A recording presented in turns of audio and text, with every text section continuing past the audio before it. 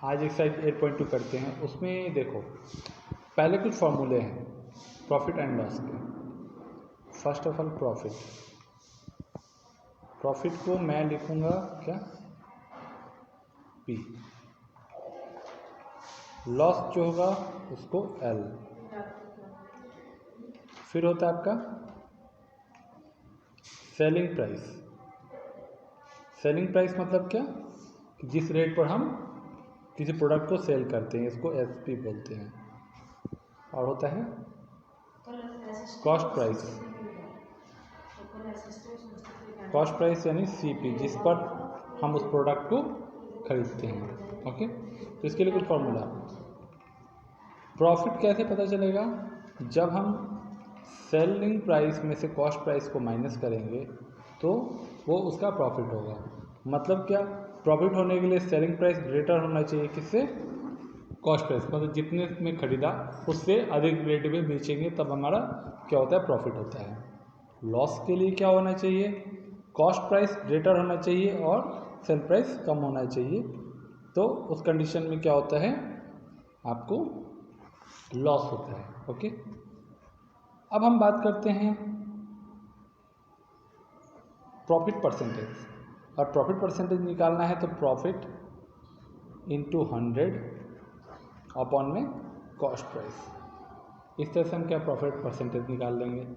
Loss percent निकालना हो तो हम क्या करेंगे, loss into 100 upon CP। Okay, अगर हमें सेल प्राइस निकालना है, सेल प्राइस निकालना है तो हम क्या करेंगे, कॉस्ट प्राइस और प्लस में जो परसेंटेज हमारा होता है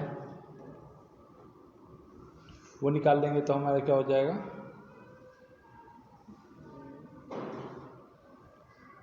जो परसेंटेज होता है, परसेंटेज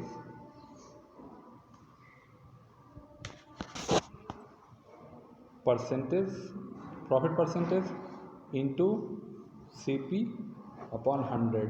तो इस तरह से हम क्या करेंगे, इसका सेल प्राइस निकल जाएंगे।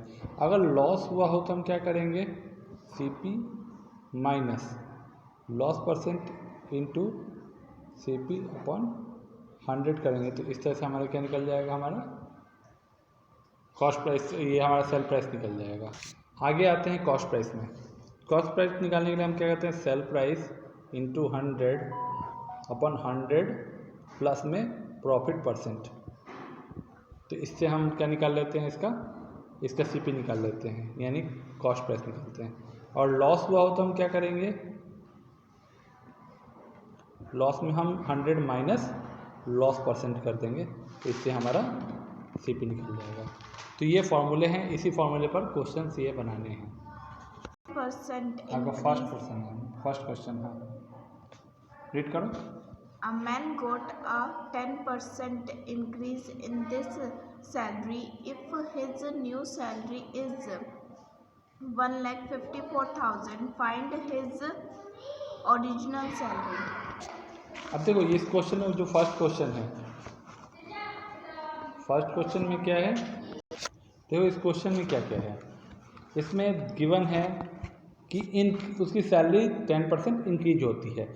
इंक्रीज मतलब लाइक एज प्रॉफिट, अगर डिक्रीज होती सैलरी तो लाइक एज लॉस। तो इंक्रीजिंग परसेंटेज इसको हम प्रॉफिट की तरह मानेंगे। इंक्रीजिंग परसेंट हमारा कितना है, 10% है। लाइक प्रॉफिट परसेंट हमारा 10 हो गया। बताया कि ओरिजिनल सैलरी जो थी, तो लेट द ओरिजिनल सैलरी भी, लेट द ओरिजिनल सैलरी भी X रुपीज़। ओके, अब उसकी जो न्यू सैलरी होगी आफ्टर इंक्रीजिंग, है ना, वो कितना हो रहा है, 1,54,000 न्यू सैलरी। तो हमारे एक तरह से माना जाए तो ये किस तरह से है, कॉस्ट प्राइस की तरह है। कॉस्ट प्राइस पर प्रॉफिट हुआ तो यहाँ पर न्यू सैलरी यानी ये सेल प्राइस बन गया, है ना। तो मतलब है नहीं, लिखा नहीं है, लेकिन उसको हमें वैसे ही बिहेव करना है। ये लाइक कॉस्ट प्राइस हमें निकालना है, हमें सेल प्राइस दे रखा है ना।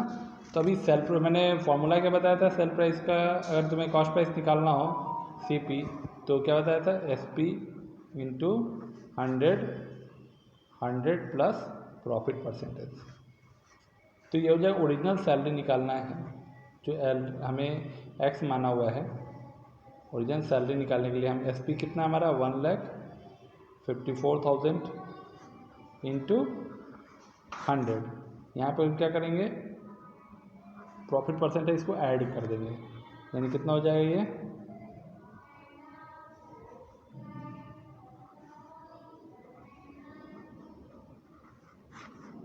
ये हो जाएगा 110। 0 से 0 कैंसिल कर दो, 11 1 जा 11, ये हो जाएगा 444, 11 4 जा 0, यहाँ पर है, मतलब हो जाएगा 1 लाख। इसकी ओरिजिनल सैलरी कितनी थी 1,40,000, अब इंक्रीज हो गई, कितनी हो गई 1,54,000। क्लियर। तो इस तरह फॉर्मूले यूज़ करने हैं और सॉल्व करने हैं। सेकंड क्वेश्चन देखते हैं। On Sunday, 845 people went to the zoo. On the Monday, only 169 people went. What is the percent decrease in the people visiting the zoo on Monday? मतलब संडे को 845 ने क्या किया वहाँ पर विजिट किया, और मंडे को ओनली 169 वहाँ विजिट कर रहे हैं, तो कितना डिक्रीमेंट है। तो पहले हमें डिक्रीमेंट देखना होगा। तो डिक्रीमेंट देखने के लिए हम क्या करेंगे 845 में से 169 को माइनस करेंगे, है ना। अब यहाँ पर डे फर्स्ट जो है ये जो पर्सन दे रखा है 845, ये तुम्हारा क्या हो जाएगा like as CP cost price की तरह। फिर जब हम बात कर रहे हैं किसकी सेकेंड डे, मतलब डिक्रीमेंट हो गया, और अब ये like as behave like as SP। तो हमें क्या निकालना है लॉस परसेंटेज निकालने हैं, है ना। तो हम देखते हैं डिक्रीमेंट कितना हुआ है। तो सेकंड क्वेश्चन में हम क्या करेंगे, पहले हम बोलेंगे क्या कि नंबर ऑफ डिक्रीजिंग पीपल,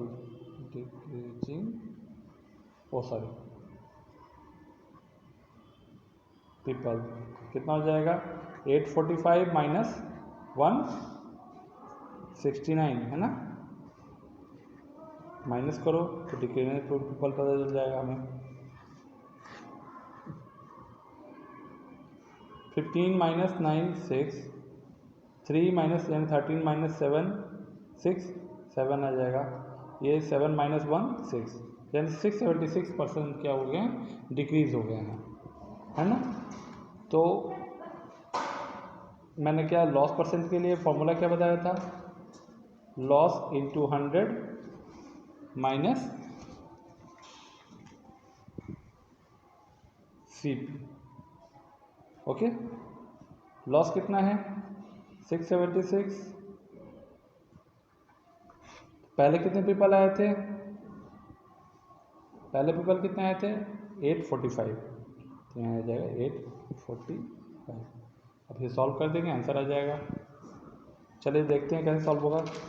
ये 5 के टेबल में आता है 845, तो 8 1 जा 5 1 जा 5, 3 8 6 जा 5 6 जा 30 45, ये जाएगा 20 टाइम्स। अब तो ये 13 टेबल में आता है, ये भी 13 टेबल 13 जा होता है,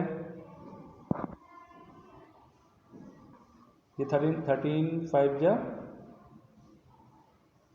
65, 26 13 2 जा 13 से फिर करो तो ये हो जाएगा 4, यानी 80% पीपल क्या हो गया डिक्रीज हो गए हैं। डिक्रीमेंट कितनी आई है मंडे को 80%। ओके, आया समझ में। नेक्स्ट क्वेश्चन अब सिर्फ मैं थोड़ा समझाऊंगा। क्या क्वेश्चन है,